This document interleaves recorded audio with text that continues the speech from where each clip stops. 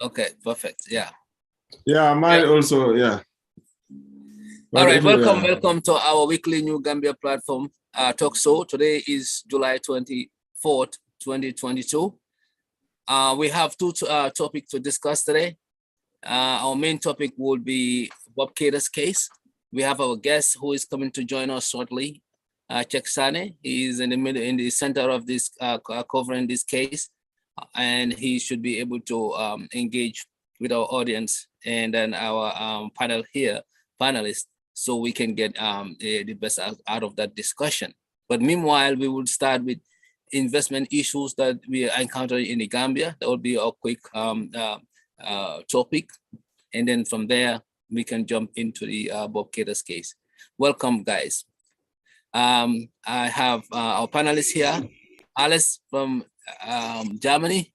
Alice, welcome. We have Sam Sise from Indiana, United States. And we have Njaga.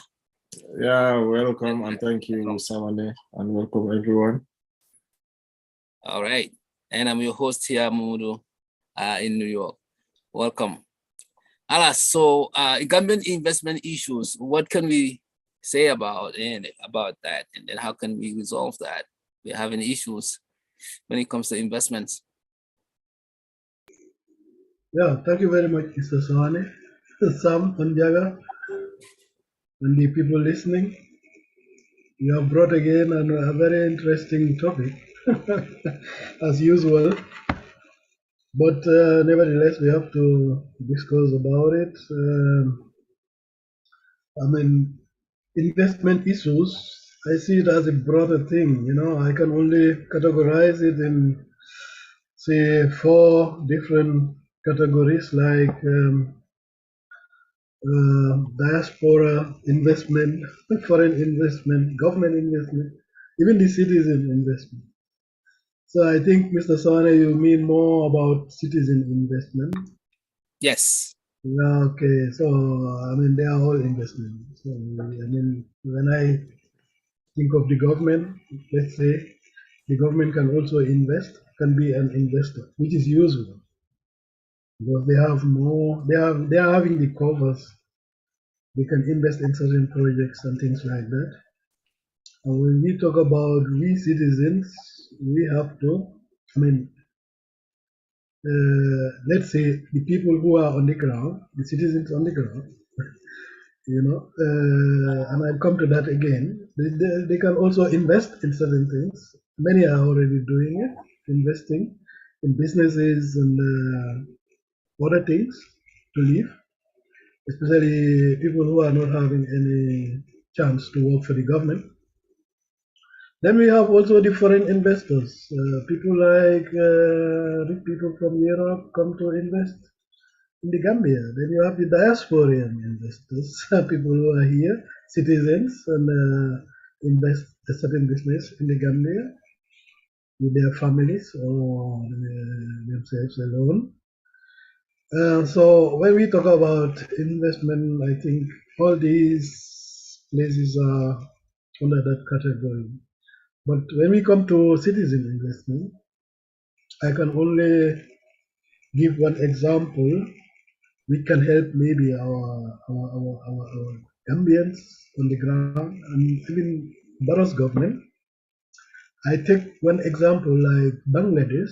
I don't know whether many people know about the history of Bangladesh by India there. They had a very tough time. It was one of the poorest countries that end. You know, even Gambia was better than them, you could say. But you can see that people are getting surprised. Why is Bangladesh such a richer country now? What is their secret? But it's no secret. They are lucky that many people left Bangladesh and went to these Saudi Arabia places working as diasporians, like we are. You understand? We left the Gambia and straight in the world and sending money to the Gambia. And with Bangladesh is the same thing. Many are working at the Saudi Arabia, these buildings and so, also sending money to that place. So in that case, the GDP for that country is very good. That's why we should not even underrate the GDP from Gambia, because a lot of dollars, are, euros are pouring in the Gambia from the diaspora. What people don't know. Yeah. The money coming in is even more than what the Gambian GDP. So I would say only the people in the diaspora are investors, the biggest investors also in the Gambia. They invest even more than the government. Exactly. You know? Every 2 compounds you see, the money comes from the diaspora. So Bangladesh is also such a country. Their people don't come to Europe. Maybe some will come, but most of them are in Qatar, in the building construction companies. Most of them are in Saudi Arabia working. So the money they send back, that lift also the GDP for the country. Okay. But then the next thing is, because that was profiting only the people who are outside or who are having somebody in the diaspora. So the government tried to work with the banks. Some are saying this man was a private person also, but anyway, he worked with the government. So they try to give microcredits to the people to invest in their businesses. You understand? But the funniest thing is they don't give the men the credits. They give it to the women. You know, when I heard that, I was laughing. You know why? Yeah, because these microcredits need to be paid back. And the reason to do that is to take the growth of the country also forward. And their observation was the first men they give these credits, they didn't use it accordingly. It was misused. Let's take Gambia, for example. When we say we give the men, and every man who gets the credit go and marry four wives. And the next day, the money is not there. So that is losses for the government and this private investment. So, and here's the trick. They give the woman who wants to invest in businesses. And most of these women are women groups. You understand? Like you have a group of YI companies. These YI companies, they are having their group of women, say 10 women. They'll make this plan, make this agreement, and go and take this credit. You understand? And when they take this credit, they work very hard, to make sure that they pay this credit back. And there'll be also watch from these people that they are working very hard and they are paying also. And then even if they need more through their actions, they'll have more again. They are entitled to ask for more credit for another business. Or when the group is getting bigger, that they help others and guarantee them to have also this credit, because the government with this person are working hand in hand. So you can say is the government is giving them this microcredit indirectly. You understand? So, and this thing is functioning. That's the only secret. They don't have any other secret, but people are surprised. And the same thing is in the Gambia. In the Gambia, there is coming a lot of money. That's why many families are feeling also okay, because many people are in the diaspora. But the people who don't have the chance or any relative in the diaspora, they have it hard. So for me, my tip is let Barrow government also try to copy this system in Bangladesh. You understand? Because if you go there now, you think, oh, what a rich country, and so people are happy, everybody can leave. You know, the women are working, business is working. The country is having back his taxes because when people receive money, they go and buy, there is tax. People who are selling, they are also paying their credits, they are paying tax. So this money the government is giving out is coming back. You understand? With a control. It must be controlled. As Sam used to say, we never control, make end controls. It should be controlled. And I think that will help a lot of Gambians when we take the same style, because it seems we as if we are having the same system, because most of them are also outside. They are diaspora, and Gambia too. You know, we just have to help the others, and then everything will be balanced. Thank you very much. I think Sam is away. Yeah, Onjaga, do you want to come? Yeah, Sam, stop. You know, Njaga. This while Njaga, are you there? Let Sam come in. Let me. Yeah. So we are waiting for check. Sam wants to drive. Yeah. Oh, he's coming. Hello, Sam. Okay. Yeah. So meanwhile, while checks comes in again, let's just wrap this one up. So once he comes in, we can start with the other topic. Yeah, Sam, if you want to come in now. Yeah, I'll come in before I take off here and get in the car. But yeah, investment is very important for any country, whether they are internal investors or external investors. And as we all know, every investor wants to get a return on their investment, which is very important for them. If you invest and you can't get any return on the investment, then your investment becomes a failure. So their goal is to be able to get some return on their investment. However, we've seen foreign investors that come into our country and really wants to overkill that return on investment. They want to get so much, and unfortunately, our government did not have great negotiators to be able to negotiate what is good for a country. Because if somebody from an outsider come to invest in your country, there are certain things that you as the owner of that country should be able to say, okay, we got something you want. Well, here's how you can get it. We lay down the foundation. We lay our rules down for them to follow those rules. That's one.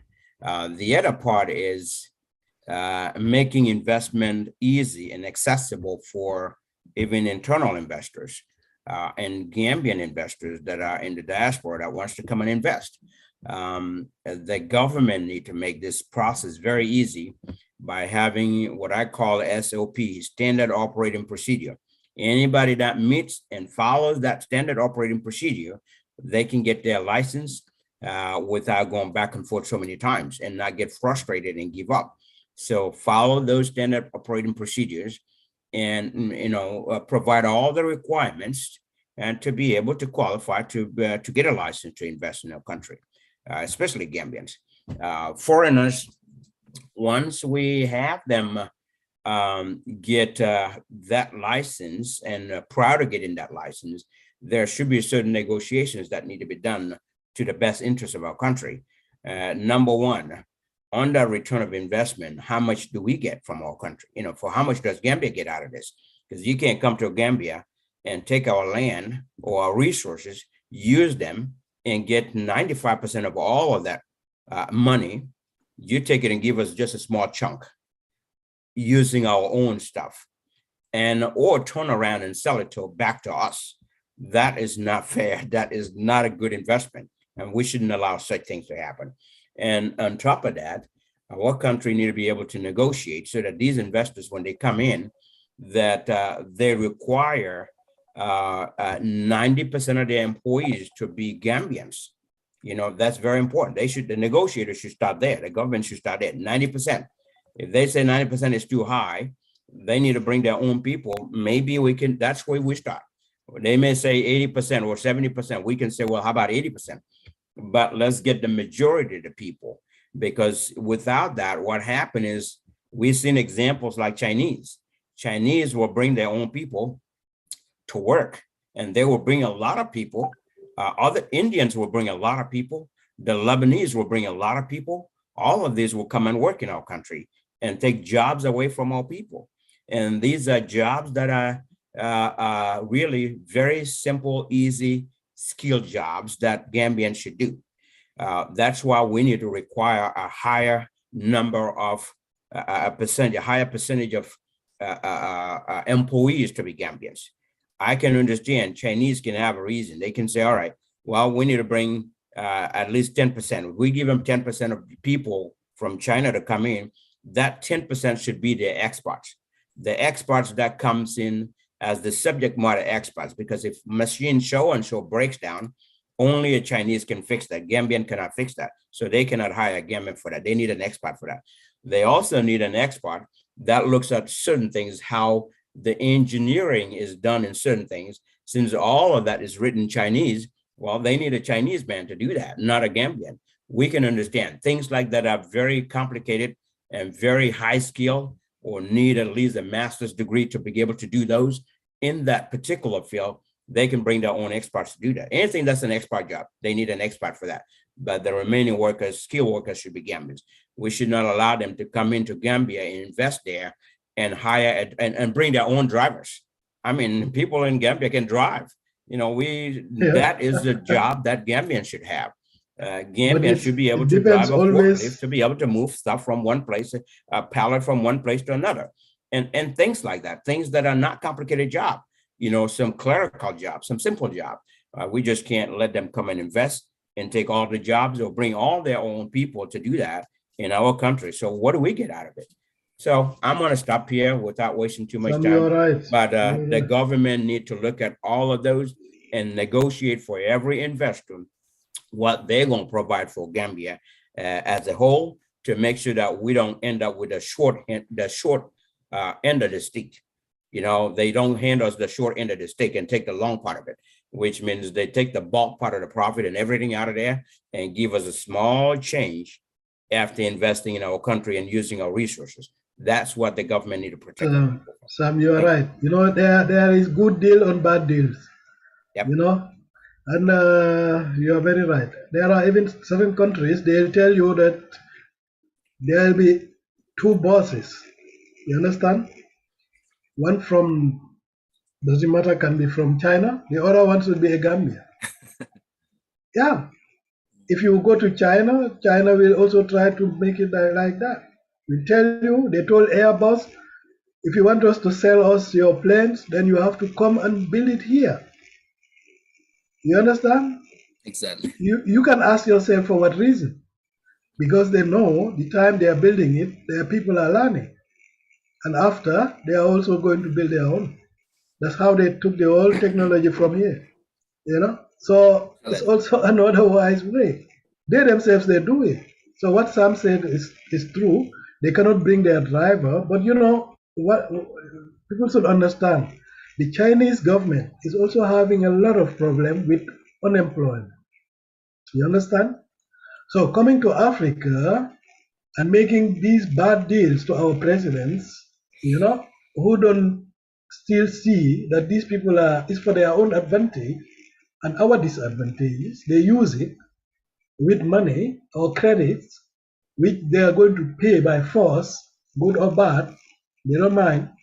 Some countries, they even seize their half. They you know, they don't care. You know, to know that these people should not have the best part of the cake. You know, but they'd use that, and then if you sign a project, then they'll try to reduce their unemployment rate by sending them to the other places. You understand? Because they are also having a lot of problem with unemployment. Exactly. You know? So as an African president, you also have to open your eye. In this world, nobody will give you something for free. If they come, know that there's something behind it. So always try to know first what is behind it before you even sit on the same table with them. No, they know what is behind it. They know what is behind it. You know what is behind it? The one that on the table. Their advantage. So being an African president now, I would always say Don't even give them hand, because if you do that, you die. You know, because nobody is going to give you money free in this world. And that's Everything why I is said, fake. Everything is fake. the country Everybody need to is make the fighting for rules. his own advantage. Sam, you are very right. Yeah. We need to make our own rules. Otherwise, they take advantage of us because we're Africans, and they damage our environment and leave it like that.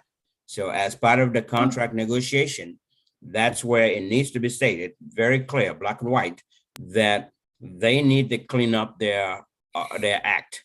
They need to clean up after themselves. They cannot pollute our environment. They cannot create a disaster in our environment. If they do, it'll be considered a breach of contract. And as a result, the government will have the right to shut them down. Find them first, allow them to clean it up. If not, shut them down. But if those are not clearly spelled out of there, I think. But Sam, I think but it happens when you were making this deal, you were sleeping. You understand? And you sign. So, you know, these are the consequences then after.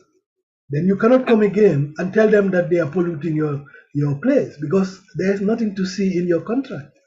Yeah, because they have it in a hidden. They have a hidden. Because maybe the person who was signing just saw the money. Yeah, they have the amount and forgot about everything, about the environment. Yeah, they have hidden phrases there that these people who don't read enough, or who just skim about on things they don't see.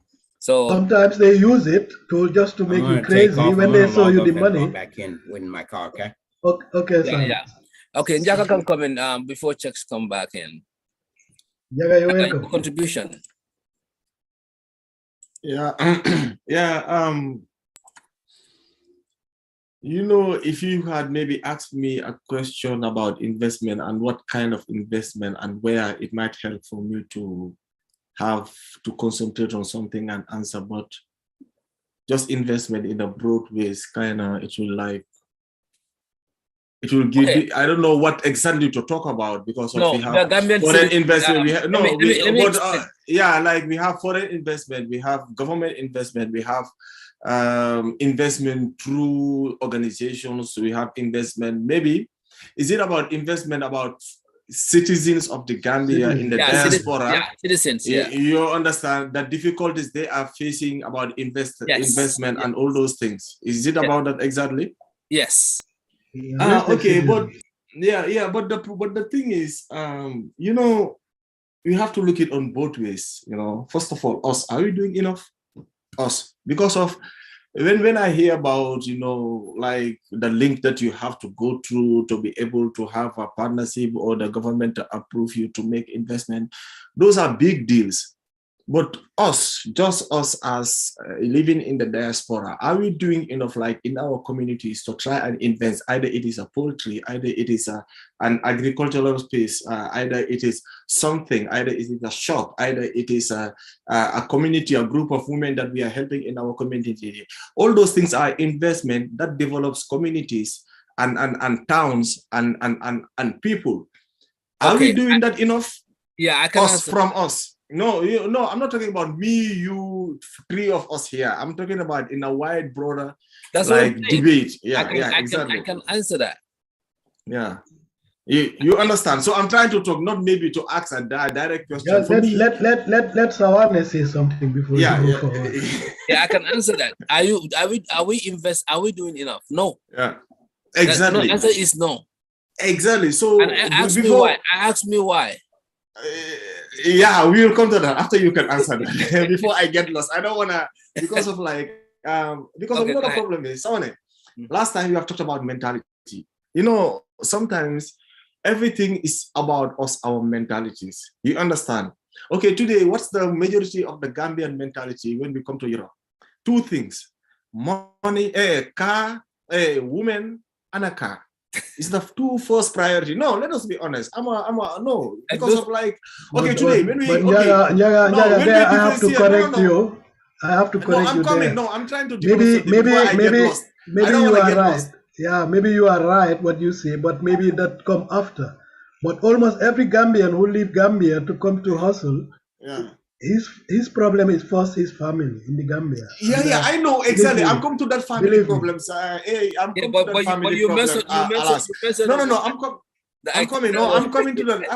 Alas, I'm coming to that family problem. You know, as I said, when we have to the Gambia for it to develop, all our mentalities have to reset. We have to hit the reset button to zero.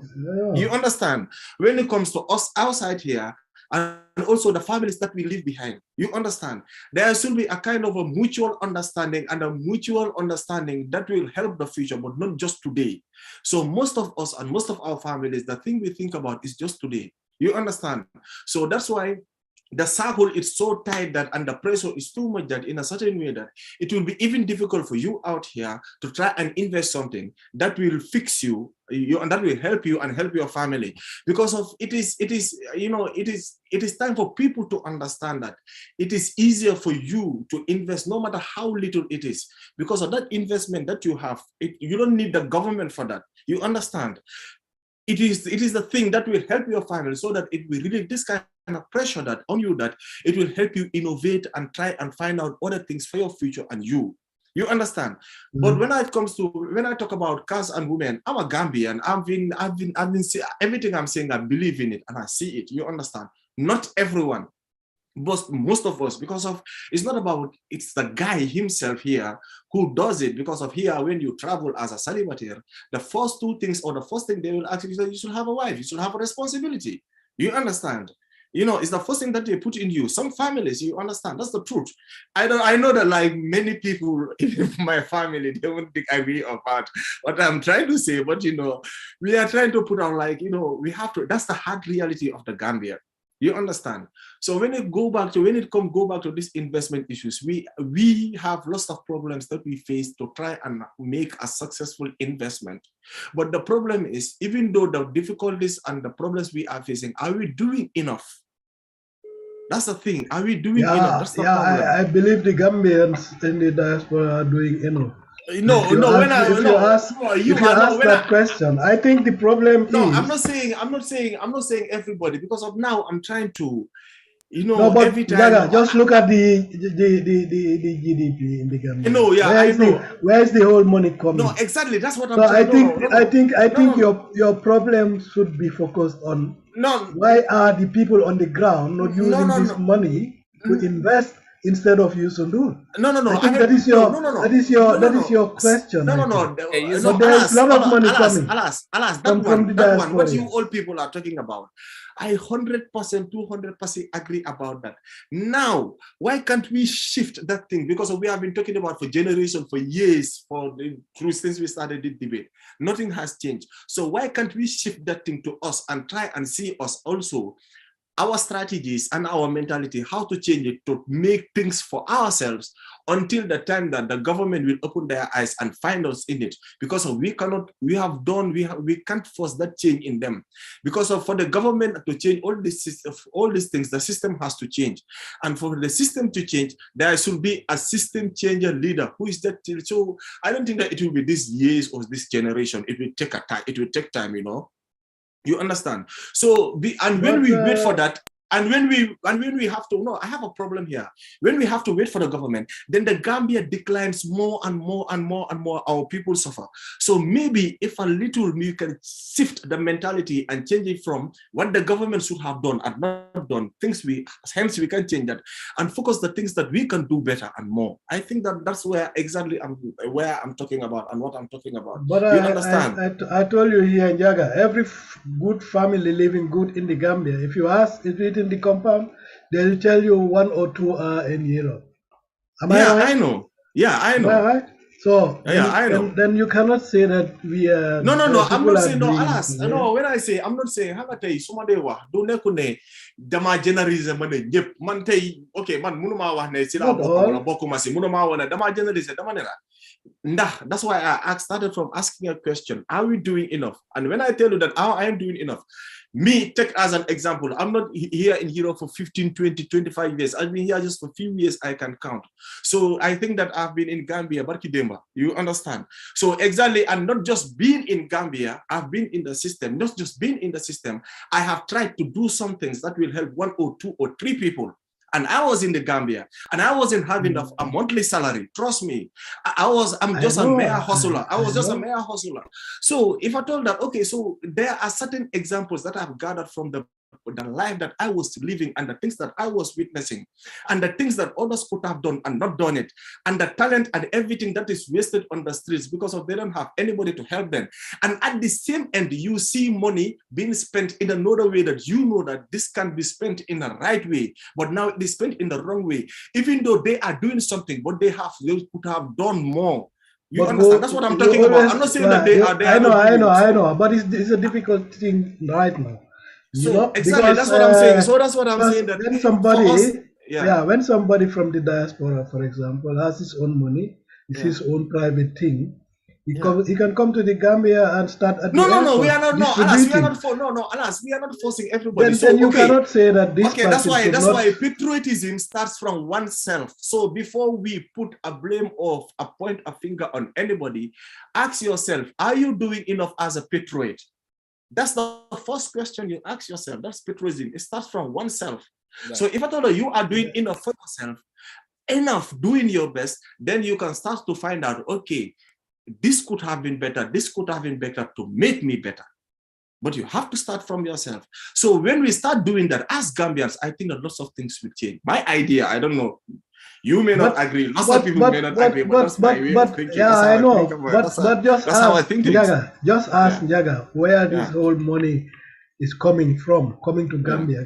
You know, on the ground there is no money. The whole money is coming from outside. No, Mandamade talk. So some are having a lot of families to feed there. No.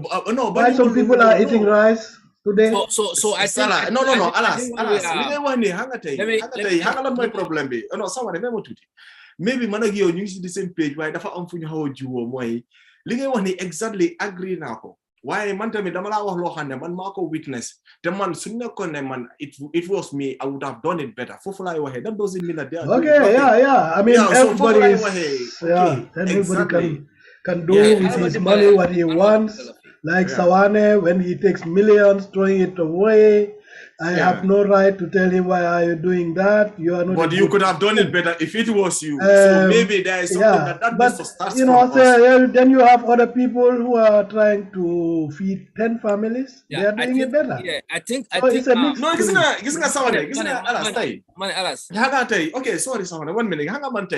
Man, I ask myself, am I doing enough? I'm going to start it from me. No, I'm not doing enough, alas. To be honest, I'm not doing enough. I could have done better. Even though somebody is doing enough. No, you're not sutura yaga. Some people are doing enough.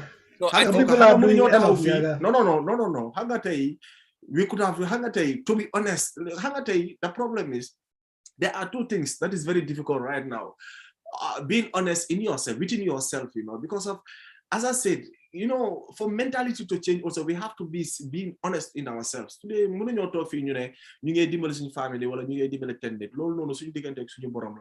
why sometimes you talk and you ask yourself as a Gambian, as a patron, are you doing enough? And sometimes you say yourself no, because of the thing that I have put in here. If I have put it here, it would have helped somebody.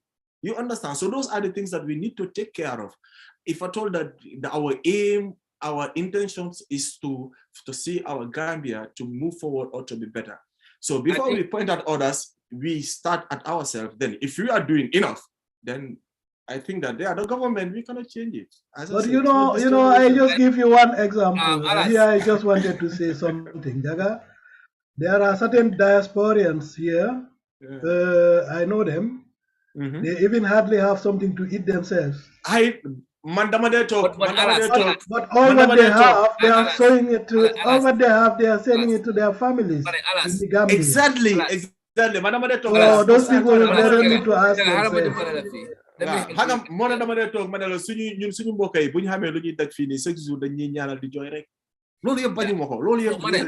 Exactly. So let me help you guys here. I think you guys are all in the same page. So the make a problem where how Gambians, like, what can we do different? Exactly. We are focusing on the same thing. Sam does this, I'm gonna do this. Njaka is doing this, I'm gonna do this. Njaka's people are saying that Njaka take her mother and dad to Jamaica, I have to. So I have to, yeah. Oh, Competition. alas mu ngi tabakir, So we are not looking at what is realistically, what is a business thing that can generate us an ongoing funds. We are looking at doing things expenditure to hand to mouth. You see, things that are going into expenditure. Exactly. How we can make that better. Bills, that doesn't generate financing. That doesn't generate money. That's why we are not able to invest. We are only focusing 9 to 5, right? Paying bills in the West, and then paying bills back home, and then hand to mouth. We are not setting up a creative mentality, a creative workflow, cash flow that could continuously bring revenue. Multiple sources. We are not doing that. So what are you make a decision that we are in? Yeah, but this has nothing to do with the government. When we come to that, Sawane, we have to hit back to the curriculum again. But I always used to say, Gambians don't learn business. Gambians don't know how to. Internet, develop everything. Internet has given you internet. Internet, you can get a school. I mean, you don't even have to go to school to make it. You can self-taught yourself in YouTube. All this internet, social media. So, money, lolo. I know. I give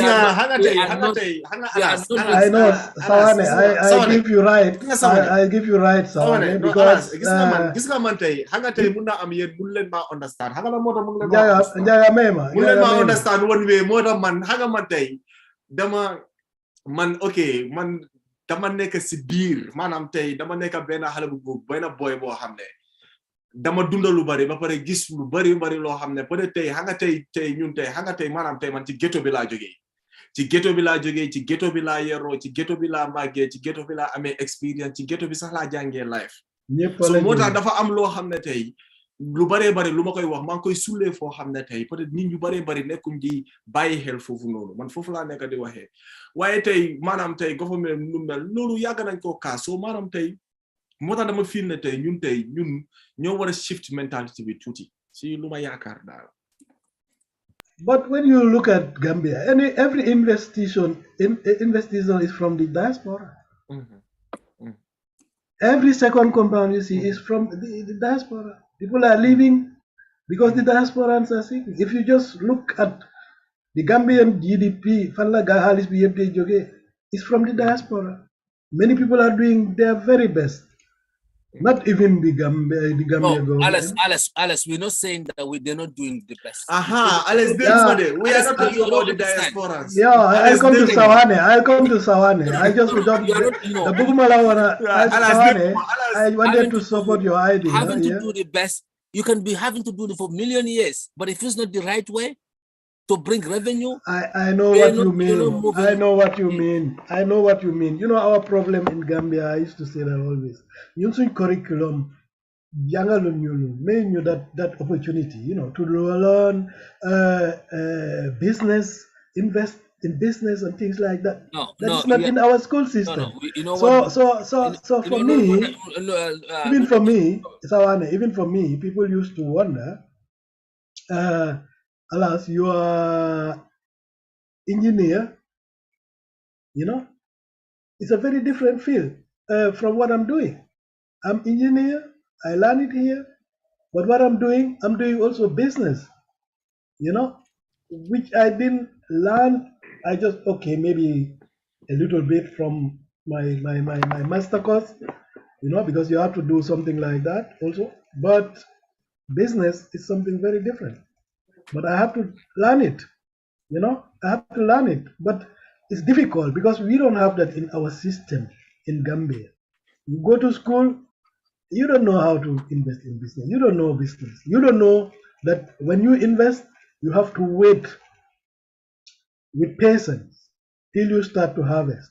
We don't know that. That's why we don't even have that patience.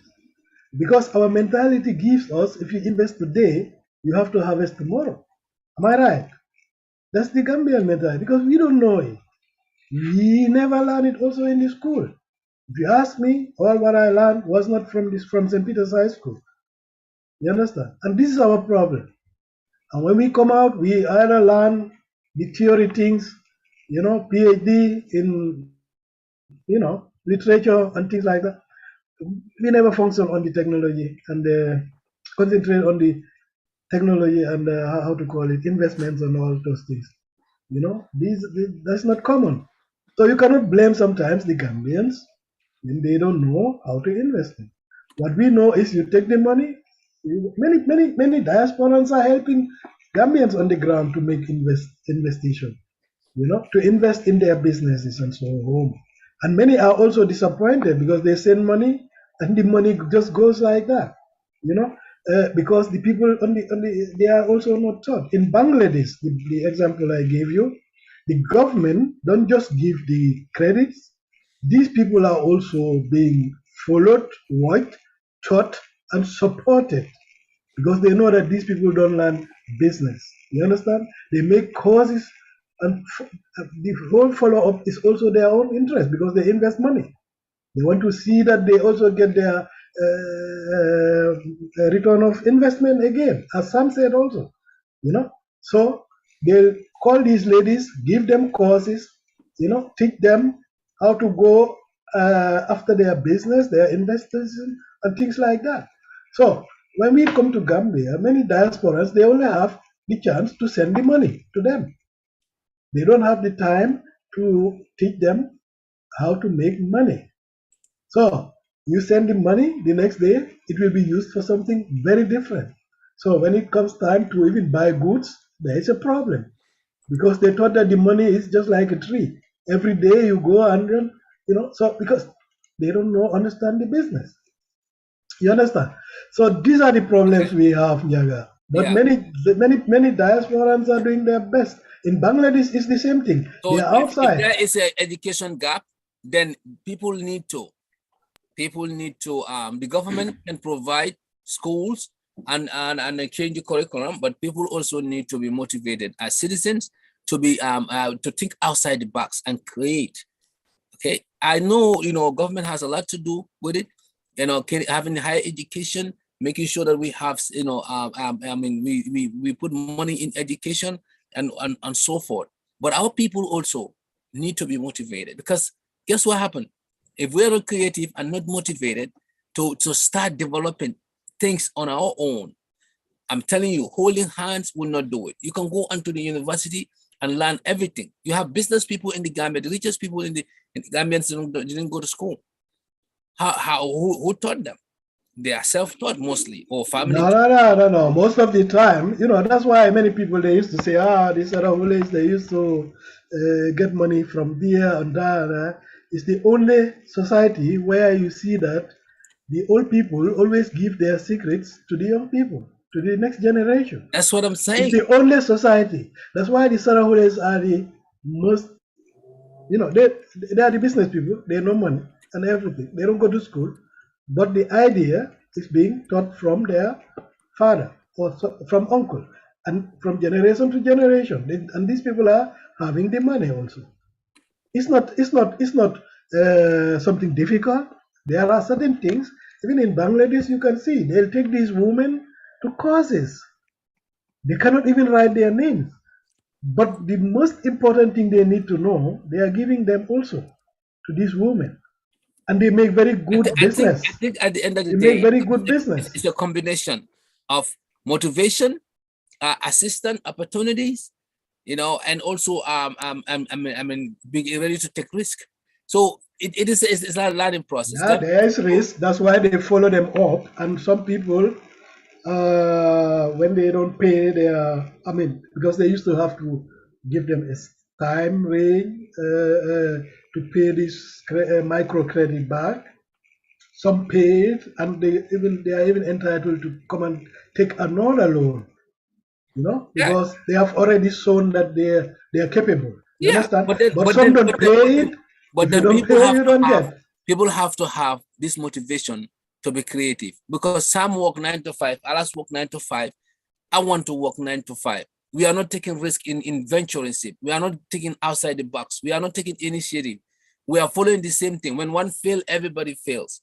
So that mentality need to change. That's what Njaka was saying.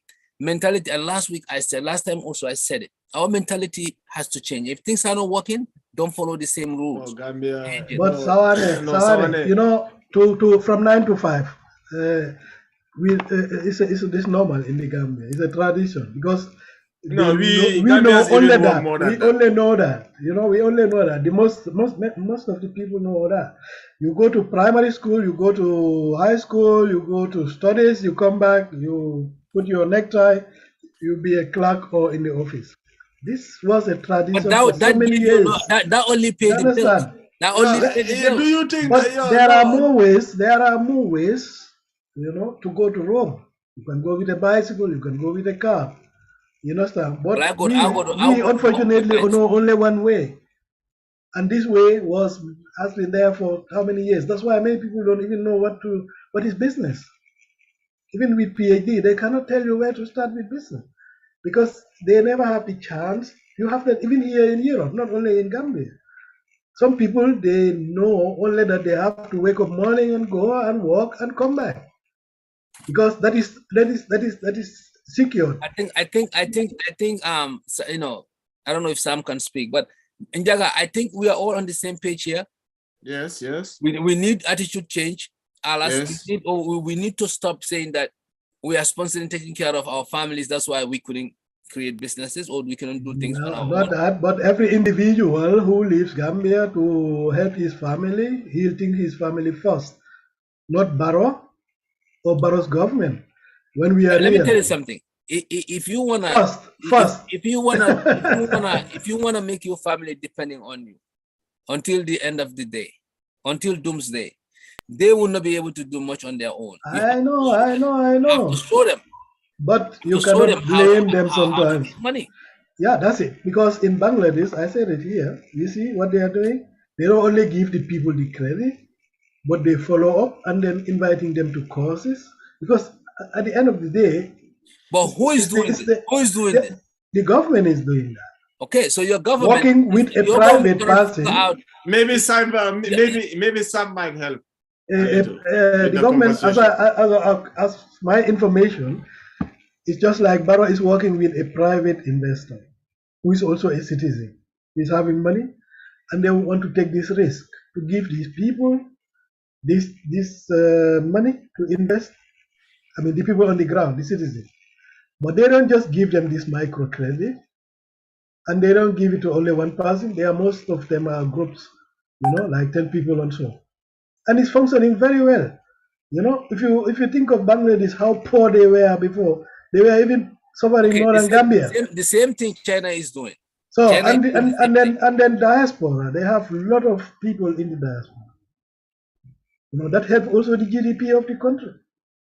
You know, so there is no trick if we follow these tricks. I mean, the same secret. But then who is gonna follow it? Your government has other things to think about than following. Yeah, that's it. It's very sad that we always start from behind, because if I should say I'm going to sell compounds for $500,000 when I don't prepare my people to afford that, you understand? Exactly. Before I have to prepare my people to afford that, then I can sell them a house of $500,000. So let's allow Sam to come in so we can jump into the next topic, because we've been on this one for like an hour now. Sam, do you have anything? So Sam, I don't think Sam can speak. He's in the basketball court. It seems that he's in a basketball court. Yeah. So checks, you know. Yeah. Okay. I'm trying to reach checks, but I don't know what happened to his line because he's not online. But again, we can go ahead and then just speak about this topic, what you know, because he was here initially. By that time you were speaking, so I guess he went off. Okay. Yeah. Yep, I'm here now. Can you hear me? Yeah, we can hear you. So okay, you can come. Good. Sorry, my son's playing basketball, so we at the school now at the place. So, but anyway, I think I heard quite a bit from what you guys were saying. Investment is key. It's important, but however, we all need to understand that not everyone in the diaspora wants to invest, you know, because it doesn't mean because you're in the diaspora, you're going to have to invest. And in the country, you may have other options that you want to do and spend your money for you and your family. For those who wants to invest, it's very important that the government makes that investment very easy and smooth for them so that they can acquire the appropriate license that they need to be able to invest. Because the reason why I said that, there are people in the diaspora that wants to invest, and they've attempted something in the past and sent the money and try to do something, and everything get gone, and people waste their money because Gambians in the Gambia, not everyone, but a few people that attempted it, they went into something that did not work, and they lost their money, so they got discouraged. Some people attempted to invest and could not get the license, and they gave license to somebody else instead, maybe a foreigner. And there are people that want to invest, and they were told to bring everything that they want to do and spell everything out, put the foundation down and everything. They submit that, their ideas get stolen and used by somebody else instead. So there are a lot of things that need to come in place, and the government really need to make rules about things like that. When somebody come with an investment idea, that their investment idea is protected. That is their idea, and nobody else will steal that. And they get, if anyone steals that investment idea and use it, they should be sued in court and be able to set that example that this is not a joke. You cannot do that legally. So there's a lot of things that need to happen around investment, and we all need to really keep that in mind, and the government needs to keep in mind. Yes. Sam, you are very right about the idea stolen. Thank you, sir. Yep. The idea being stolen, but that's why we need to have, I don't know if Gambia has that, but like when I was publishing my book, I had to do a protection, I will call the publication protection, where you sign up. Copyright. Yeah, copyright. You sign up with the Department of State. That anybody who uses that, a substantial amount of my ideas will be sued, and then perhaps pay a lot of fines. So I think those things should be put into records.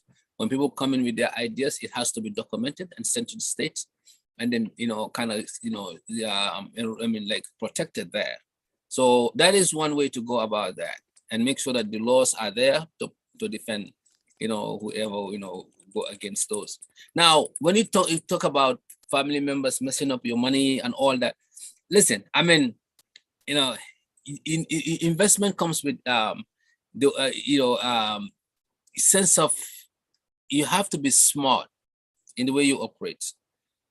Those are personal decisions. If you have to invest something that somebody else would say, hey, I mean, like, I want to invest in this, but it's as long as the government give the clearance, you can do it. The next thing is, who are the people who's going to run your business? So those are personal decisions. Okay. So I understand the fact that, that happens a lot in the Gambia. People get disappointed if they don't have the right people.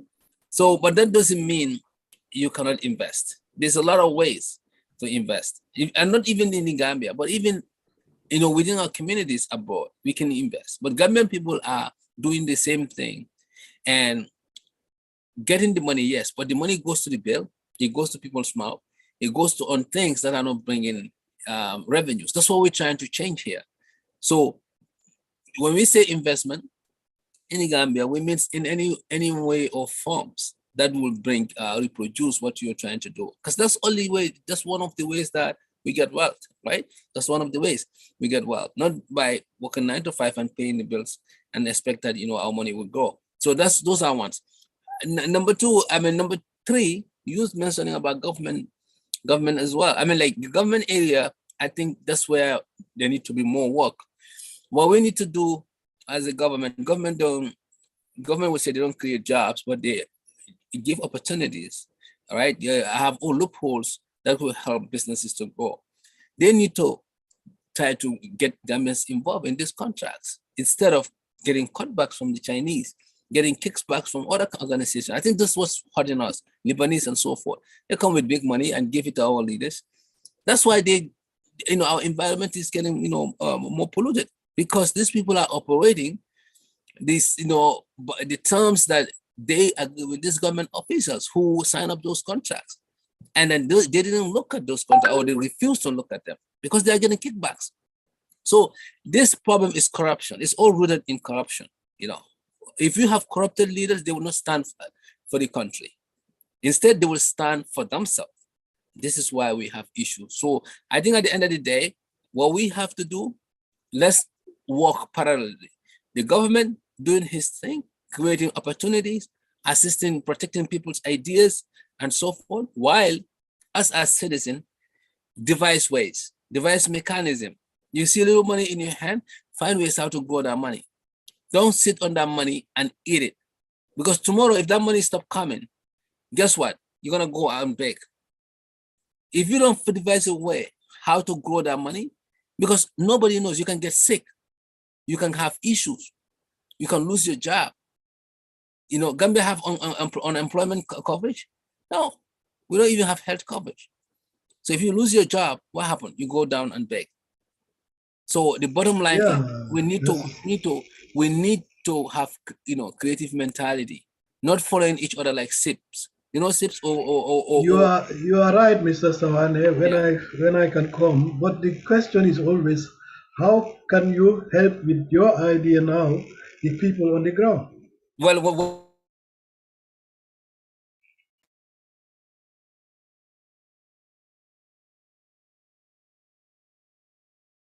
I think he's from.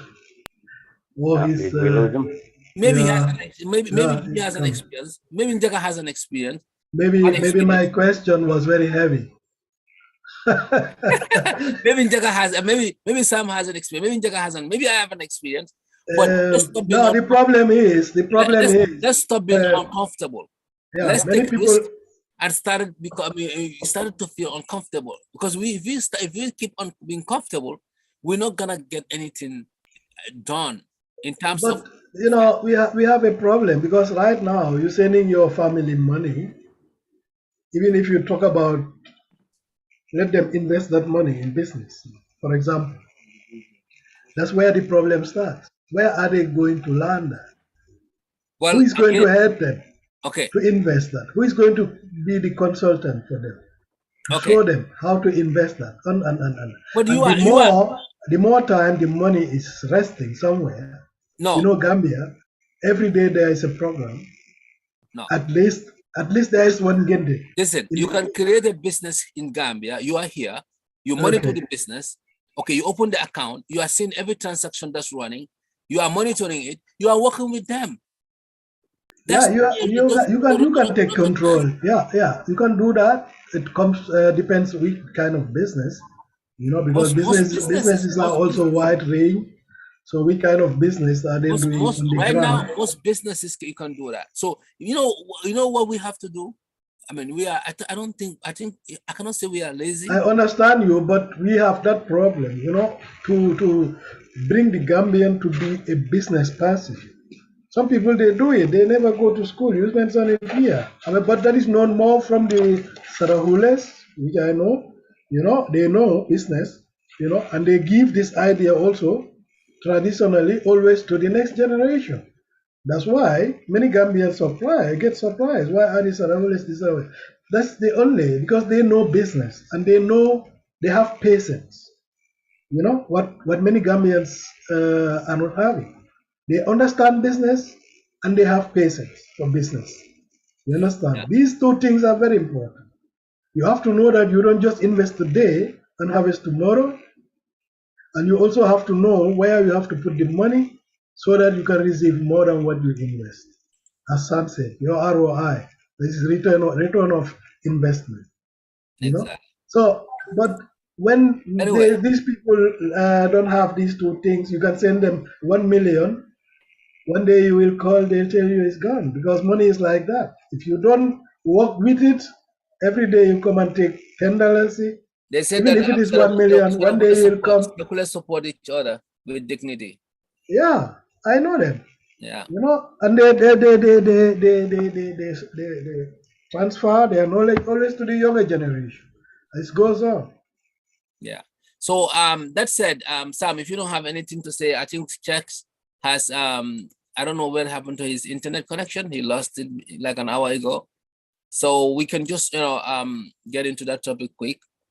I know he was an subject expert in that area because he was in the ground all this time. So, Okay. but Bob Keita's case is something that is all over, and it is about time now people speak up, especially to our justice. You know, I know the case hasn't been decided yet; it's in the courts, but people's frustration is the time that is taking this young man, not only the young man, but even the victims to get the verdict. The case has been in the, it started over almost 2 years ago. The young man has been locked up in mile 2. And I don't even understand what kind of laws we have in the Gambia. Is it that you are guilty until proven innocent, or you are innocent until proven guilty? Because I remember this happening with the NIA case also, the NIA 9. People have been arrested and not facing, the not getting to face the judge or getting, trial, and they've been locked up for so many years. So Gambians need to be clear on their stand. Are we following the system of being innocent until proven guilty, or being guilty until proven innocent? Now, Bob Keita's case is a lot of speculation. What we have been reading so far, like I said, we are not subject expert on this, but when you put 1 and 2 together, it's very simple to make sense. It's complicated issue though. Yeah, the young lady was a teenager, I believe, when he got pregnant, and his sister was married to the man called Bob Keita. So I think after the incident, they broke up, and then I heard the wife told the husband that, I will do something that you will never, you'll never forget, or something kind of like a threat word, after the marriage, and they broke up. But they're saying that the girl has a boyfriend also. So that boyfriend also is in the picture. So they said that the child Muhammad was about 2 years old, and all this time the case is on. It hasn't been brought to trial, whereby they can fairly try the case. They're talking about DNA. The man to take the DNA, but they said they took the DNA of the child before the child passed, but without, the presence of Bob Keita's family or people representing him. So who knows whose blood was that? So that's something in question. Now we're talking about that. There's another case that also just just came yesterday about arrest of the wife, the ex-wife, and other people who were in the car with the child and left. They claim that they left the child there, and they forgot the child, and the child died because of inhalation problem. So that case has been, I think started yesterday. The police started the investigation and arrest the ex-wife and few other people. So that's the cases are related kind of, but they're separate.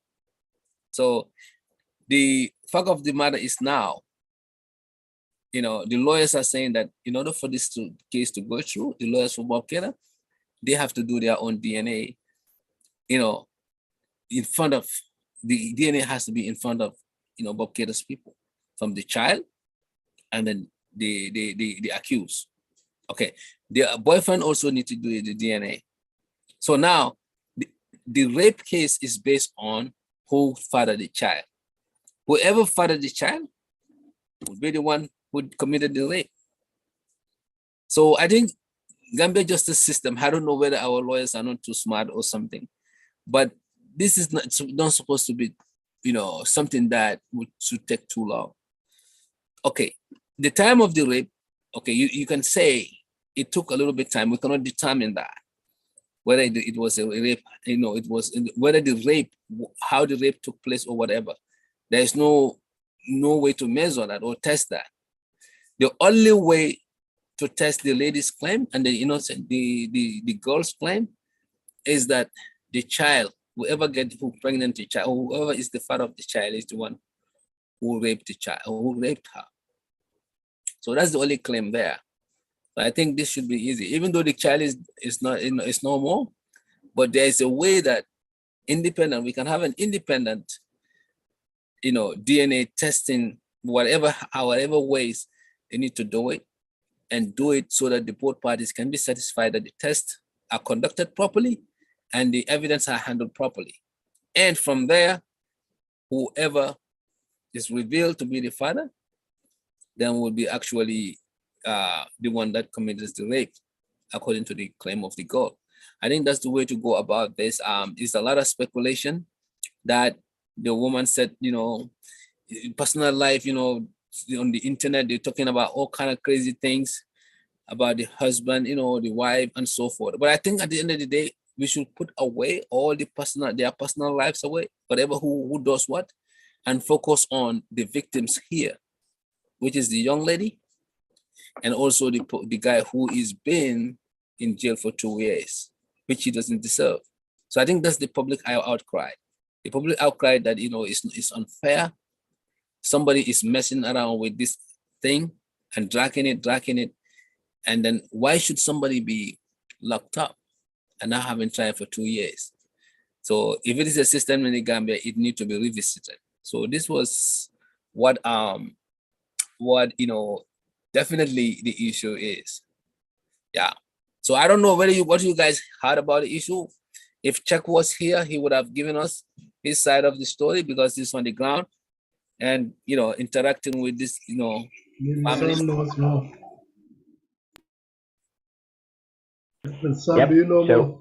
Yep. So I'll say a little bit, because it is a court case, and as usual, when the case is in court, it's very important for everyone to watch what you say and how you say it and where you say it and things like that, because can have an impact on the judgment and things like that. But one thing I know, I am not going to talk about anything I don't know, but what I do know is that one, as we all know, there is a child lost in this. There's a child, a very poor child that did not get a chance to live his life. So I mourn the loss of the child.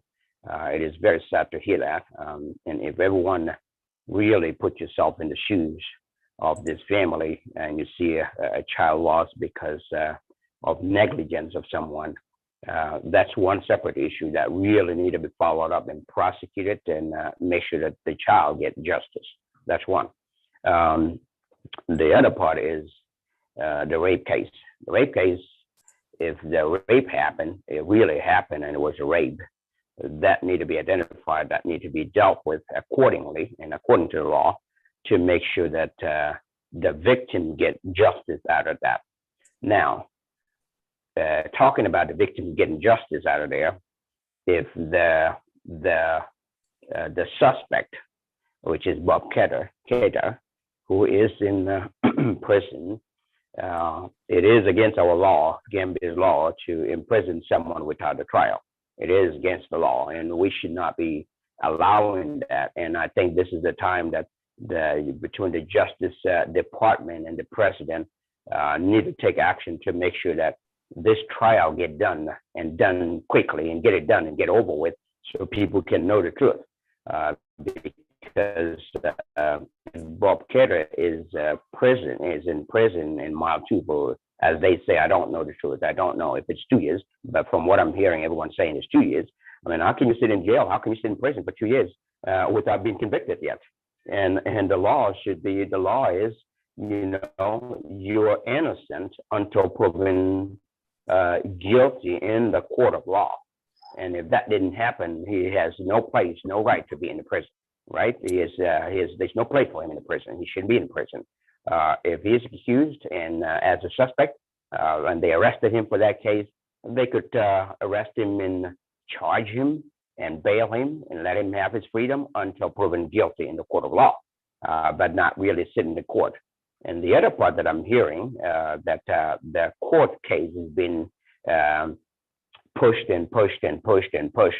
That's abnormal. That is ridiculous, and it should not happen. And I don't think any president will should sit down and watch it happen. A judge doing that, that judge is not doing a fair treatment for this individual, and that judge really should be removed. If I were the president, I'll do everything I need to do as the president to get him out of there, because justice delayed is justice denied, and it is also injustice to really have that kind of a long wait time in prison and not being tried, but serving a sentence of something that you've not been convicted of. That's really illegal and shouldn't be happening. So someone like the president has the power to step in and do something and get this done between him and the Justice Department to make sure that this judge who is doing this cancellations because of different personal reasons really should not affect our court. We don't select judges to make decisions and take things into their own hands and fail to show up in court to make a judgment on something that is of this nature. It doesn't matter who the person is, who the victim is, and who the suspect is. Justice is justice. It needs to be done correctly. So the case being delayed for this long and failed trials this long is a part of a broken system that the president can fix. So that's what I would say to this. Either way, in this case or in these cases, all three cases really are things that really we need to let the justice take place. The justice do their job, but they need to do their job quickly, and they need to make sure that this is fair trial. We cannot have hidden agendas behind this. We cannot put politics in our justice system. Justice system is a justice system. Is the true system that we need to allow to prevail. Is a system that we need to allow to happen so that those who commit crimes, I strongly believe in holding people accountable for what they did. If Bob Keita really was the one that raped this girl, I want him to face the justice. I want him to be held accountable for that so they can set the example. But if he didn't do it and the state put him in prison for this, I want the state to feel the consequence of that. I hate to say this, but I know when all of this is said and done and over with, and Bob Keita comes out of prison, if I were, I probably shouldn't say this, but I know that this is already in people's mind, which means turn around and sue the state to set an example for why they should never put somebody in prison without a trial. They should sue the state for that. If he comes out, we have seen this happen if he comes out innocent. Yeah, but we have seen this. We're not there yet, but I wanted to make sure the reason why I'm saying all this is I want fair trial for people. I want the right thing to happen. You know, justice system should work without any interference, without any influence from anybody whatsoever, and whosoever that person is. And that's what I wanted to say. Yeah, but we have seen Sam, we have seen the NIA case also. They have been put to jail. I mean, like before the trial. I think this happens, a few times. Yeah, those are the things that we fought. Those are the things that we fought, and a lot of people complain about and fought to get Jammeh out. If we get Jammeh out, now that Jammeh is out, we should not be seeing that again, because we heard similar things during TRRC hearings. We've heard all kinds of things that happened that were illegal, and that's why those illegal activities, especially by the state, someone needs to come out and sue the state and let the state face the consequences and pay millions so that next time they will say, haha, we should never do this. We should never take the law in our hands and dictate what needs to happen without a free trial. So what NIA did was really bad, it was really out of control. They should not have done that. And if I were still people that were impacted with this, I would sue them. It shouldn't happen. It shouldn't happen. It should not happen anywhere in the world. people deserve the right and the right treatment. That's it. Yeah. Alice, what is your take on that? In this matter, I think in a neutral position. As I see it as a justice thing is, and one needs to be careful when we talk about things, going in the court and they're doing their job till now, and it's very dangerous always to say something that is then going to be proven wrong. That's why I'm in the neutral position. Anyway, according to what I just hear, because I myself I don't definitely know exactly, because I used to have only piece of this topic, and I think Mr. Sawane will try to brief me about it. But I mean, from my position, I just want to be neutral in this case, and I blame. Or I don't even have somebody to blame, but I would say that we have to try and adjust our justice system and the police and all these things, because on the other hand, what Sam said, it's not fair to keep somebody for 2 years and then, still not proven guilty and still no evidence. I mean, where I see a point is just before keeping that person for 2 years and now asking for DNA, why didn't that happen the first weeks of arrest? That's my question anyway. Because if I can talk about DNA after 2 years, why didn't I do it the first 2 weeks? Okay, I think we got checks back. That's where I have a little bit of problem, but if not, I want to hold myself neutral. Yeah, and I think the system can be better. Yeah, I think we have checks back right on time. Thanks, welcome. Can you hear us? Checks, can you hear us? I know he's a busy guy. Checks, can you hear us? He's trying to do something. Can you hear? Can you hear us? Yeah, can you hear us? Are you talking to me? Yeah. Yes, I can hear you. Oh, I can hear you okay. now. Okay. Yep. Okay, welcome. No, checks, you're talking about checks. Okay. That's what I thought. Yeah. Yeah, okay. Checks, can you hear us? Look at the mic, We cannot hear you. Signal him with your we cannot hear you. Look at the mic. Yeah, on the phone. On the phone. Maybe, yeah. Hello?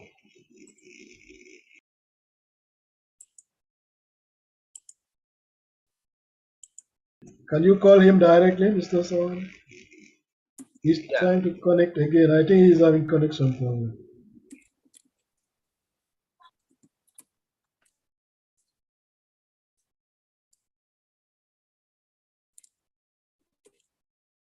Can you hear us now?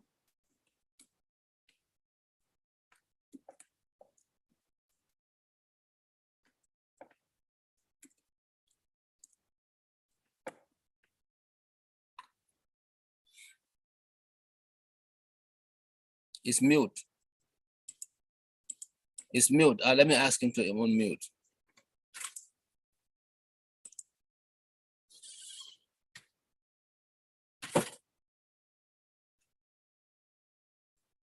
I think he, it's mute, but I asked him to unmute.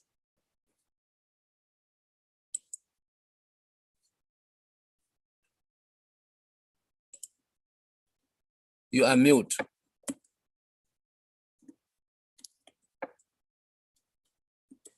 You are mute. Unmute.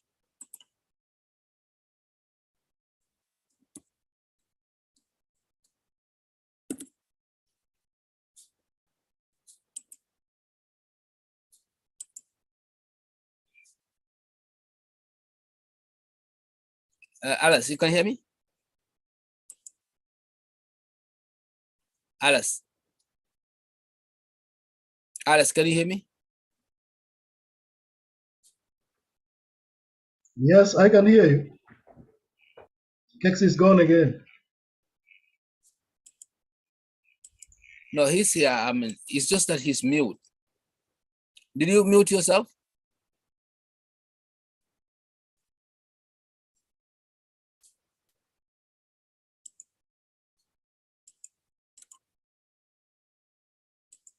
He's talking?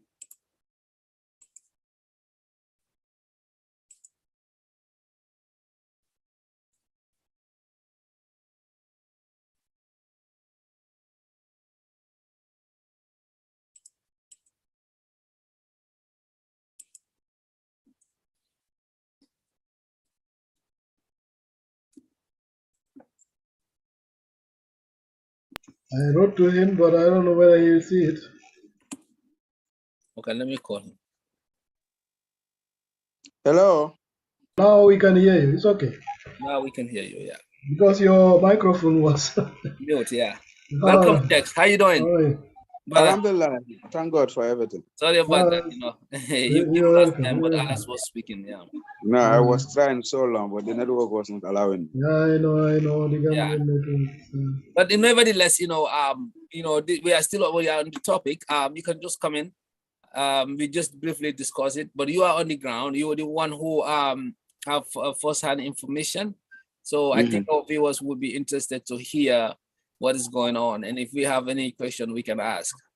Welcome. Okay. Right. Thank you very much. It's a pleasure once again to be on this platform. I have been here. This is not the first time I've been Yeah, long time. Yeah. To have You're you. welcome. Due to some engagements, I missed to I come over the know, platform. But it's a pleasure. Like you said, Bob case and the Bob Boubacar Keita versus the state. It's not something new to the Gambian people now. For the past 2 or 3 weeks, this has been ringing on the ears of every Gambian, and now it has attracted so many public attention in regards to actually what is happening in the case. People build interest, and you have seen different camps has emerged in terms of this case. Others are in for the alleged victim, whilst others are in support of worker. Then others are even now asking justice for the baby that was actually in the center of the whole issue. So it's an interesting case that started way back in 2000 and 2000 that it all emerged when Bob's former wife alleged that Bob has been sleeping with her sister, who was a minor at that time, and there was a pregnancy that emerged from there. And this matter was reported to the police, and they mounted an investigation in regards to the whole issue. And they came with a recommendation after their investigation that, and the few things that they highlighted in their recommendation was, since 2 parties during their investigation, they came across 2 people that were involved in the whole issue, and that's the boyfriend and that of Boubacar Keita. They recommended that these guys will be charged for what we call defilement of the law, because you should not engage with a minor when somebody is below 16 years, according to our law. You should not even have a love relationship with the person. So since there's an allegation on Bob and the boyfriend, through their conversation, they find out that they were having that relationship. They came with this recommendation that these people should be charged for defilement pending the delivery when the child gave birth. When the alleged victim get birth, then they can conduct what we call a DNA and a DNA test, and whoever happens, the DNA results happens to match, the blood match with the baby, then automatically that person will be charged for rape. This was the recommendation of the police. But normally, when they do this investigation, they go to what we call the AG chambers for legal advice and recommendation and further prosecution. And at the AG chambers, they decided to actually charge Boubacar Keita for rape. And according to them, the girl never accused the boyfriend of raping him, and the girl made it very clear that he only slept with Boubacar Keita in her entire life. So they decided to go and charge Boubacar Keita for a rape, since the girl is below the age requirement for consent of sex. So the matter then started at the court before Justice Judge MS Jallo, Mamadou Jallo of Bundum Magistrate Court. And in the process, he granted Boubacar Jallo a bail at the initial stage of the incident. And then Boubacar was granted a bail. Then there was the other party feel like this is a case that is unbailable, and they went to the Court of Appeal, and they successfully appealed it, and they won it, and Bokar was taken to a mile 2, and they said the matter is unbailable, and he was on the trial until where we are, and there have been so many adjournments in this case that are not justifiable by any person, because some of the justification given why the matter was adjourned, for me, they are not things that are sensible or are grounds that somebody could adjourn a case in regards like area. My driver didn't pick me up yesterday. I spent the whole night, praying in the night. So today I cannot come to work. My sister and my daughter is in the school, or my daughter is in the hospital. So that's why I cannot preside over this thing. We adjourn it. So those were not justification. And when media houses start to pick these things up, and the public now start to have interest in this thing, and they start to question what type of judge was presiding over it, then the issue of the DNA came in, and the child who was in the center of the whole issue, then rumors came in. He was sick, left in a car, traveled to Dakar. Eventually, the guy passed away, and the body has to come to the Gambia. It takes so time until the police has to intervene, and Interpol has to be intervened until where we are today. This is the whole brief explanation of the case. But we all know what actually transpired the last time when we first sat at the court. That was on the 7th of July. There was a ruling because the state made an application after exhausting all their state witness that were testifying in the case. Almost 8 people came on behalf of the state to testify in the case. They went up to PW8. That include the mother, the sister herself, the alleged victim herself, the police officers that conducted the whole investigation, the doctor that examined the child, the girl. So many people came there and testified. And when the state finished the testimony of those people, they're now required to tender some evidence. And they say they cannot have that evidence unless they conduct what we call a DNA examination. And that evidence, the results of the DNA examination will be used as their evidence before the court. So then they make an application for the court to compel Bokar Keita to give his blood sample, which will be used for a DNA test. And this application was actually LS, that the defense team came with a counter argument that, the matter before the court is not about the paternity of the child. What is before the court is rape, and paternity only prove the DNA test only prove paternity. It doesn't prove rape. So he said the court's the state's intention is to delay the whole entire case. That's why they came with this to let them prove their DNA, let them prove their rape case before going into the paternity test, because that's not what is before the court. And he also argued that his client has what we call a right of privacy that is entrenched, that nobody should compel him to take any part of his body or anything from his body, because that's his private life. And section 23 of the Constitution is very clear in terms of right to privacy, and he should not be compelled. So he relied on all these arguments that, his clients should not be subjected to any blood sample collection. And this was tabled before the judge, and the judge made a ruling in favor of the state that this is the case of the state, and if they can do anything possible to bring an evidence before the court to defend their case, the court will grant that one. So he granted that application from the state that Bokar Keita must go for the blood sample collection for a possible DNA test. And when this was happened, LS said now they will wait until, that's the defense counsel said, they will wait until they receive the ruling, and if they will take the ruling and study the document, and if they are convinced with it, they will go ahead. If they are not convinced to, they will appeal against the ruling.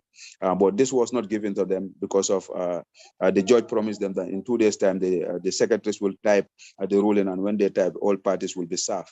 Then before that, we enter into the Tobaski feast, and courts were, there was a public holiday, and courts were not sitting until on the 13 when we went back to the court, and the court said when we went back to the court, the state said now they are ready to execute the order of the court by taking Bokar Keita to RVTA to collect his blood sample. And they informed the court that they have already taken the blood sample of baby Mohammed at that material time. So when this issue came, LS was like, how did you take that sample when the order that should come from the court that will empower you or that will give you the guarantee for you to go, that order is not before the court? How do you execute that? And how do you do that in the absence of the parties that are interested in the case? Because I was not there, none of my clients was there. So how did you collect the blood sample from Mohammed? And the ruling was very clear that both parties must be involved and it must be conducted by a state institution, not the prosecution team, but there must be a special institution that the state has that will conduct, that will take the blood sample, but not the team that is prosecuting Bob. And all these things are not adhered. So for him, he was not satisfied with that, and he said he will not accept that sample. So, and he said his client will not go and subject himself unless he receives what we call the ruling of the court to advise himself whether he will appeal against the ruling or not, which he claimed that is his constitutional right to go against any ruling, appeal against any ruling. So this didn't happen actually. So he refused to take part in the entire process. He said he's not going there. But then Bob was carried by the officers because he was under the control of the state. Then he was drove to RVTH where his blood sample was collected and that of the boyfriend, Apamodu John. But LS said that if he goes to that place, then he's giving legitimacy to the process. And for him, there was no legitimacy in the whole process because the due process of the laws were not followed. He didn't receive the ruling itself to advise himself the way and the manner it will be done, whether he's satisfied or he's not satisfied with the whole process. So for him, he's not going there. He was not there, but the blood sample of Boubacar was collected.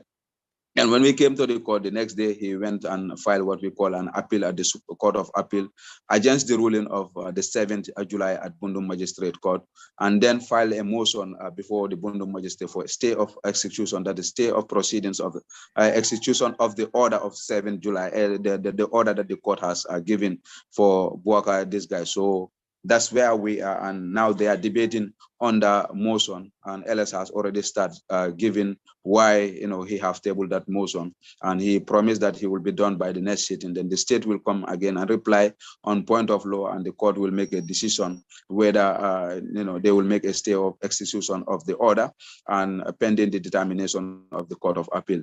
So this is where we are, but we also later realized that Senabu is back in the country when she was requested by the state to come back to the country, and she never turned out until they have to use the Interpol to go and extradite her from Senegal to the Gambia. And finally, she is here with the late Mohammed, that's the baby, who is at the mortuary in Banjul, and while Senabu is at the headquarters in Banjul, been detained there with his two brothers.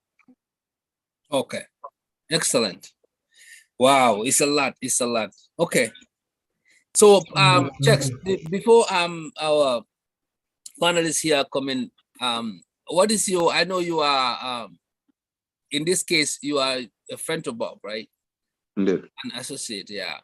And then you probably would did he tell you anything about the story? What do you feel? What do you think about this whole thing? What's your opinion? Yeah, when the whole issue started, Bob is a friend. I've personally confronted him, to know the facts before any step. And I sat with him for hours. We discussed about this thing. I told him that I'm a brother here, and I want you to tell me the truth. This is what is going on, and this is the rumors, and this is the allegation level against you. And it's a very serious allegation. Rape is not just a thing, something that somebody will play with, and I'm not somebody who will encourage it anywhere. So I want you to be open up with me. Tell me the truth. If you do it, tell me. If you didn't do it, to tell me. And his response was, before I will even answer to you, I would like to perform an ablution and Holy Quran and tell you that Kex, I didn't do it. I say it doesn't work that.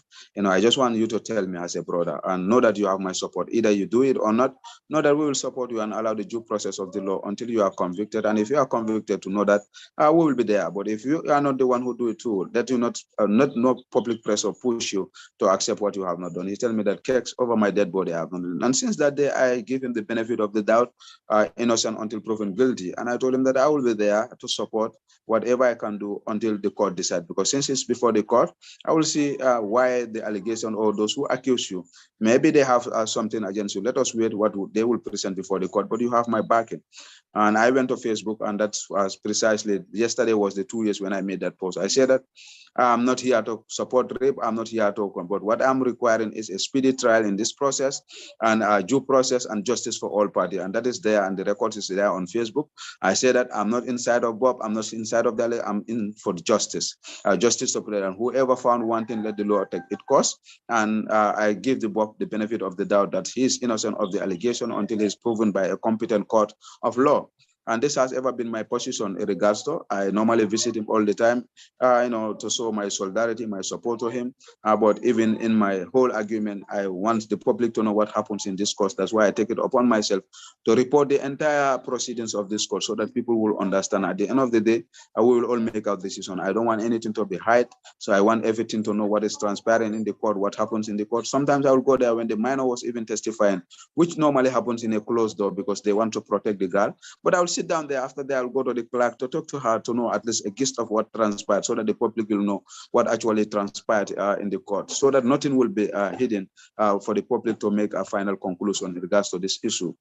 So even though Bob is a personal friend, I'm not somebody who will condole or accept rape or encourage it, because at the end of the day, all of us can be a victim. And people just think that, rape is just, you normally rape a female person, but rape can be both parties. You can rape a male child, you can rape a female child. So rape is just rape, and nobody should actually encourage it. So for me, I am never in support of rape, and whoever is found wanting, I want the law to take its course. But for now, I give Bob the benefit of the doubt, and I believe what you told me until I'm proven by a court of law. Okay, so you believe that he is innocent. Yeah. So I had lawyer Sajabaro was saying that the case of, there are some cases even in Rikers Island here, they take years before they have been heard. So our concern was, why is it taking 2 years? I think he's a lawyer here in the US, and he said that, it depends. I mean, I saw his comment on the feeds, but maybe he can come again and clarify that he's watching. Now, what I know, why is it so difficult to get to the bottom of this case, since before even the boy was dead? I mean, he passed away. May his soul rest in peace. Why is it going back and forth? Is it that they don't have enough evidence, or is it that somebody is playing games, or is it that somebody's hand is in this? What do you guys think on the ground there? Why is it taking so long to have this done? I mean, at least the DNA test. I know the Gambia don't have the equipment, whatever. We are far behind, but why is it difficult to get this, and having to keep this guy in jail for this long? Yeah, actually, in every criminal proceedings, first, accused parties have what we call fundamental rights that cannot be negotiated. And this 10 fundamental rights of any accused person, speedy trial is part of it. Innocent until proven guilty is there, fair hearing is there, and all these things are there. But this is the state that is prosecuting its case. And the state is telling you that they don't want to start gathering evidence first. They want to first exhaust what we call the witness that they have pertaining about this case. And they have bring almost 8 witnesses that testify in this case. And immediately they finish that that testimony of the eight witness that they have, they then requested for a blood sample to be collected for a DNA. So for me, at the side of the state, I didn't see any delayance there. The delayance, who, if we had to point our fingers, is the presiding judge that was presiding for this case, because there are so many times that the judge will not be in the court, or he will come to the court and say that this matter will not proceed today because I have A and B mission. So almost 30, people are saying 33 times. This matter has been adjourned more than 33. It's almost 40 something times. And there's only 3 times that the fault, the 3 adjournments was the fault of the state. And those 2 incidents were when the girl was in an examination, she never came to the court. And when one time she alleged, information we gathered that she was sick. This was the 3 times that the state failed. Bob Keita has never absent any day in court. So there was no delayance in Bob. Anytime the matter is adjourned for this date, Bob will be in the court and he will come to the court, the matter will adjourn and he'll go back. So there was no delayance from Bob's side. There is no delayance from the state house or the side of the state prosecution. So the delayance was actually from the presiding judge that was actually before this court. So if one has to point any finger, I will point our fingers at the presiding judge who was there, who was giving excuses that cannot be justified by any serious government, any serious judiciary system by saying that my driver didn't pick me up, or I spent the night praying. Those things cannot be justified by anywhere. In a serious democracy, you can't entertain certain things. So for me, if we are to blame, we have to blame the presiding judge or the judiciary for not actually holding on to their responsibility, what we call a speedy and a fair trial. And a speedy trial means that you have to make sure that you exhaust all these things. And this is a matter that could have been done. If you calculate the 43 times that the matter, or 42 times that the matter was adjourned, hadn't been we have reached to the conclusion, and we might not have even the situation where we are today. But because of the delay, and that's why the public outcry came, then Bob was unfairly treated, and this whole issue comes until it's back into this level where we are today. Okay. So now you mentioned something about the trying to convict the rape case first before, because they know that if the blood sample is taken fairly, right, as Bob's lawyer is saying, from the baby now, and it takes, and then this don't happen to be Bob's child, then automatically Bob will be free, right? So that's why they are stepping up their game now to kind of prove the rape case first.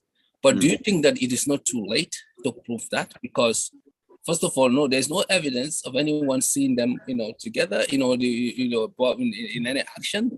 Secondly, if there should be a case for that, that should have been done earlier when it happened, so that examination can be done. So do you think that this is a failure? This is something that will, when they want to pursue that rape case alone, that could be a failure? Yeah, actually, because of the delays in the whole process, when actually they fail to report this matter, make it very difficult for them to convince or put a tangible evidence before the court.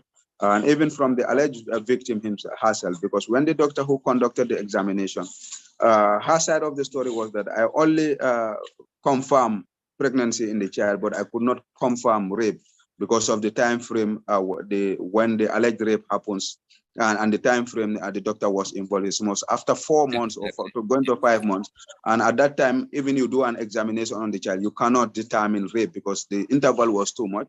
And the doctor could not examine that. He cannot confirm that there was a rape. What he confirmed that the girl is pregnant, that he confirmed. But the rape, because of the interval that is there. So I think with the incident, when it happens, if the alleged person have reported that matter, it could have been traced, because maybe there will be a tear in her private parts, and you could have examined all those things, or there will be some sperm that will be left in her parts, or even the clothes, because somebody who is, you said that was your first time of having actually sexual affairs, then we expected that there will be blood that will be coming from you after that experience, and that might, you will see the evidence, material evidence about the bed sheet or about all those things. The bed sheet and other things will be actually be captured. So, but actually, because of the rate report of the matter, it cannot be examined. So now the state is actually relying on the DNA test. But now let's take this. The state application was very clear. Their application was that they want a blood sample. It was very specific. They didn't set any other sample, but as we speak right now, because the first blood that they claim that they have actually taken from Bemi Mohammed, the defense counsel said that they didn't recognize that, because that was taken even before the order, and it was taken even in the absence of the board parties, the interest parties. For them, they are disregarding that one. So now, if you want another blood sample, we know that Mohammed has passed away today's almost 17 days since the boy passed away.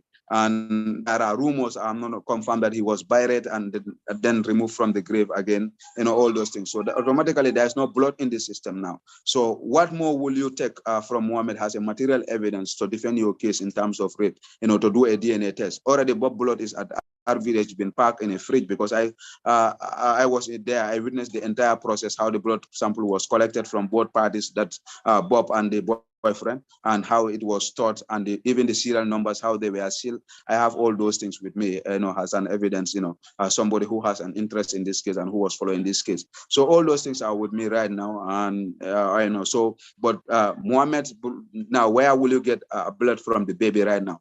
the baby has passed away almost 17 or 18 days now. So automatically there is no blood. Unless if the state say that, okay, now they want another different sample, different from what we call blood sample. And that requires another new application, because their first application was very clear that blood sample. So if they want another sample, because I heard people are saying that you can even use saliva you can use saliva, to conduct a DNA. You can use even a bone of somebody. You can even use a hair to conduct a DNA. But that was not the application of the state. The application of the space was very clear. They said a blood sample. So even there was an argument in the court, they were saying that they want other sample, but the defense team was saying, if you want another sample, that will be a fresh application, because that was not before the court. So whether the state will be ready to go in for another new application with the trend, how things are changing now, the narrative is something that is yet to, we cannot say anything. But as we speak now, it will be very difficult, for them, because they have, during their testimony, all the testimony, there is no material evidence that confirm the rape itself. So now they are moving into evidence-based argument to confirm their rape. And until we see that evidence-based before the court, we cannot say anything. Okay. So in that case, like the evidence-based is something that, would be totally different issue. Now, because that one, we cannot even deal with that, because that one is complicated, and then nobody think, that the time duration is even so much far behind. Now, the thing, your new application that you're saying, I think at this point, since the baby died, there's no blood, there couldn't be any blood. So the new application is the only way. How I mean, that would cause some delay, right? And then if then we are going to start afresh again, because you have to go again and do that application again. So that means that automatically, you have to look at, maybe, I don't know, if they say hair, then they have to go, and all parties has to witness this and take this one and go again, So it's going to be a new fresh start again. Okay, so but that's the only way at this point, it looks like, because if the blood is not there for the child, then there's gonna be any quick way There's to do it. Another alternative. They must look for another alternative. Yeah, well, everybody can be. Now, what would that mean to Bob Stay? Is he gonna still be in jail waiting for that? Yeah, since the matter is unbailable, since now, so anything before the end of the judgment, before there will be a decision on this case, Bob will remain in my jail. Okay, and the other boy also is in jail, right? Only Bob is in jail.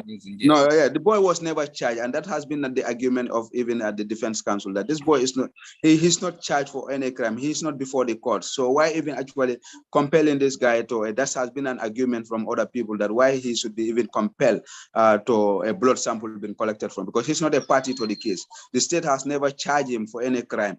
So for him, he was not a party. Then why was the ruling actually compelling him to go and do what we call a blood? This has been an argument, and others are even suggesting that if the boy is legal-minded or he have a lawyer, he could even sue these guys, for tampering with his privacy, that which is his right, because he's not a party to the case.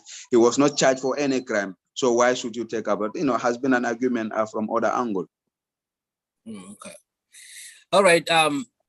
Oh my goodness. I don't know, Sam and Alice, if you guys have any question. I mean, I know the child's death is another. Do you think it's related to this case?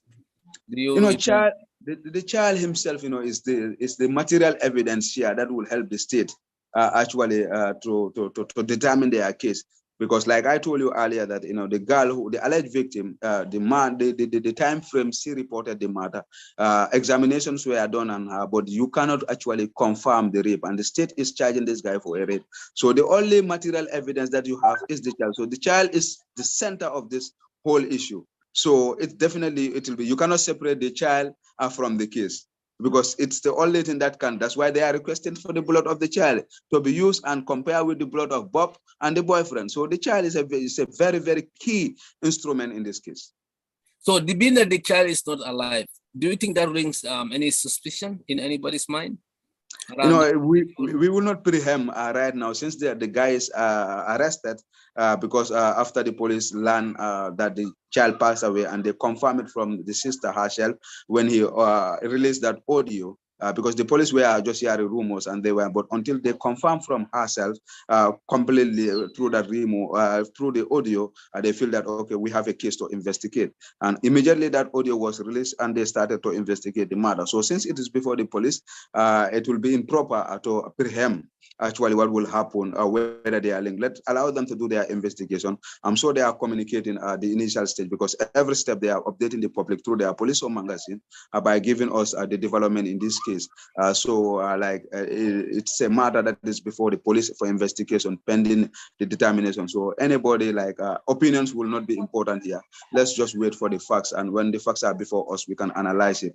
So if I come here and I say that they are linked, then I'm preempting, or I'm even accusing somebody, and I might be tried for that. So let's just presume that what is before us, that Senabo is arrested, what she's arrested for her audio that she removed, that the child died, and she was explaining how the child died. That's why. But whether there is a foul play in it, that is yet to be determined. Okay. All right. You're drinking attire. You must be tired. Thank you. Thank you for the job well done on the ground and giving us that information. That's what good citizen does. Don't look at Bob as your friend, but you want justice, because this young lady also deserves justice. Indeed. And then the child, they passed away, so rest in peace. Yeah. Indeed. So it looks like on my end, these are the things that I think maybe need to be clear. Maybe start a fresh one, or if the Bob's judges are not okay with the blood taking, you don't want to risk anything. But the strongest evidence here is the child. I mean, paternity. Paternity. Alice, you have anything, Sam, to ask? I don't know, but my idea is, I'm not a judge or a lawyer. The fact that they are going to start that fresh, I mean, it's for this Bob. I don't know him also. There's only from my point of view. This person should be released as they are going on with their further actually, it's not yet established whether they will start afresh. I'm just saying. There is no blood. It was but there is no application before the court that they will start afresh. So we just just because that is going to be prolonged. On the other hand, it's not fair that you keep somebody 2 years without evidence and without proven guilty. You understand? Because even 1 year is very important for somebody's life. So if our system fails, you cannot add it to his personal problems. You know what I mean? That's from my point of view. On the other hand, we have to respect the law, because the law keeps us in peace and something like that. But when I hear that justice person, like the judge, coming to say, oh, it was raining and I couldn't come, that is just showing you the way we work in the Gambia. I know Barrow himself is not happy about it, because I used to hear a lot of cases where he always protests that people should go punctually, or always at work, things like that. I think he is also having another point of view towards development and punctuality and working. I think we have to adopt that mentality, to know that we are paid to do the work. If we don't do the work, we should not get paid, But when you do that in the Gambia, they'll tell you you are very hard. You have a very hard system.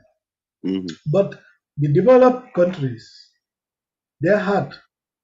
That's why they are developed. We have to get principles. We have to change the mentality. If you have to go to work, you're developing not only your pocket, but you're doing that for the development of the nation. Indeed. You have to do your work with heart. Whether you are a judge or you are a caretaker, it doesn't matter. Either you do the job correctly or you leave it. You give another person who is going to come and do it correctly. You understand? But this is the attitude we have. Sometimes you go to a hospital. Many people used to call me here, telling me that they come with emergency matter. Some people are standing there playing with their WhatsApp. You go to immigration, you need your passport. They'll be going in and out, waiting that you give them something, which is a job they have to do by law, and they are paid for it. So we get to change our attitude also, because what this person is doing, I don't know whether this Bob is guilty or not, but it's not fair on his behalf, because he is the person who is sitting in mile 2.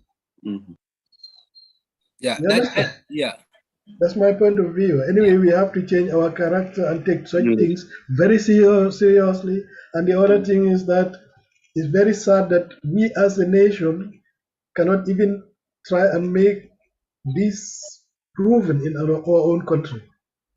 That's also a failure somewhere.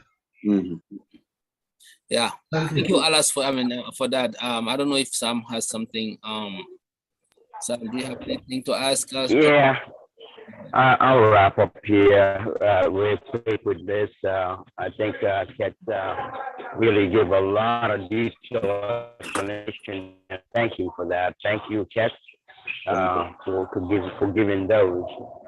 Just like how I started from my beginning statement, I said, and I will say this again, and Alice just said that is, that this judge really should be relieved of his duties. We shouldn't have a judge like this in our country that's going to delay people's case because of personal business, because of personal issues. That cannot happen. Not once, not twice, different times. I think this is unacceptable. And the president should really do anything, take all the legal proceedings, whatever power he has, and remove this judge out of there. Just, if I were the president, that's what I would do. That would be the first thing I would look for. How can I get this out? I will get him out, appoint a new judge. But people like this should not deserve staying on that seat. The case should be transferred to somebody else. You get him fired, get him out of there. Let's set an example in our judiciary system. That's what we need to do. So, and that's what I'm going to advocate. But thank you, though. Thank you. Thank you, Sam. Yep. Yeah, indeed. Actually, like I would just add on it. We need attitudinal change in terms of our institutions, and I think the examples should start from this thing, because they are the people. This is the judiciary. It's the highest organs of government, and I think when we talk about discipline and other things, it has to start from those people. From there. This the bastion of hope for this country. Is the last hope of this country. Even people argue in terms of law, you go there for them to interpret it for you. So there should not be found wanting or flawed in the law itself, because these are the people who are enforcing or actually passing judgment in terms of law and order. So they should be the very people who should actually adjust. So personal issues should be separated from when it comes to the rendering of service to the state. And this about in Gambia here, personal issues are carried away even in our workplaces. People cannot I used to hear separate those things. And people are paid for a service that you should render. And the working time in the Gambia is at 8 o'clock to 4 o'clock.